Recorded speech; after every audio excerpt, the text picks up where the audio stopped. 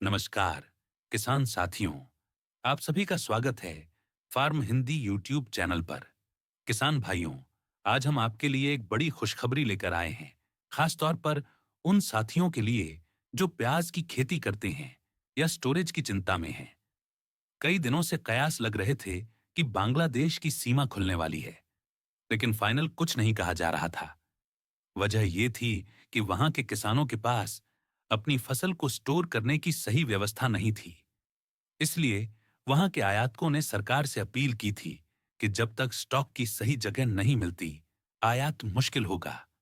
अब बड़ी बात यह है कि बांग्लादेश सरकार ने आखिरकार फैसला ले लिया है और भारतीय प्याज के आयात की इजाजत दे दी है।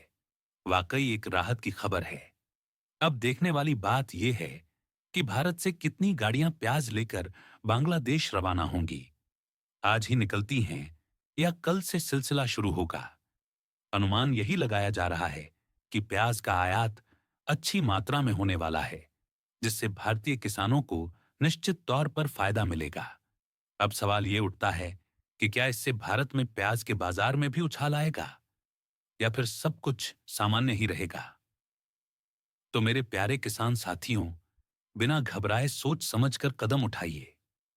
मैंने पहले भी अपने वीडियो में यही कहा है कि बांग्लादेश को प्याज जाना तय है, मगर ये पूरी तरह से दोनों देशों के रिश्तों और निर्णयों पर निर्भर करता है। हम सिर्फ आपको सही सही जानकारी देने का काम कर सकते हैं, ताकि आप वक्त रहते फैसला ले सकें। जैसा माहौल बन रहा है, बाजार में 3 से 5 रुपए तक की तेजी देखने को मिल सकती है। हो सकता है ये कल ही दिखे या परसों से शुरू हो। और एक और अच्छी बात, देश में भी प्याज की डिमांड आने वाले समय में बेहतर रहने वाली है।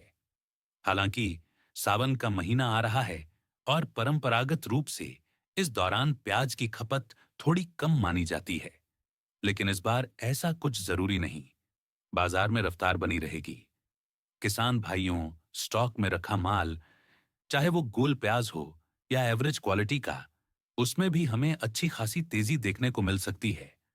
और बांग्लादेश की तरफ से जो इंपोर्ट परमिट आया है, वो इस तेजी को और मजबूत करेगा। अब एक बात और, बिहार में चुनाव की वजह से वहां के बाजार में थोड़ा ठहराव जरूर है, लेकिन इसका मतलब ये नहीं कि हमें उम्मीद छोड़नी चाहिए। बाजार 25 या 30 रुपए पर जाएगा तभी बेचेंगे, ऐसा सोचना ठीक नहीं है। समझदारी यही है कि माल धीरे धीरे बेचते रहें।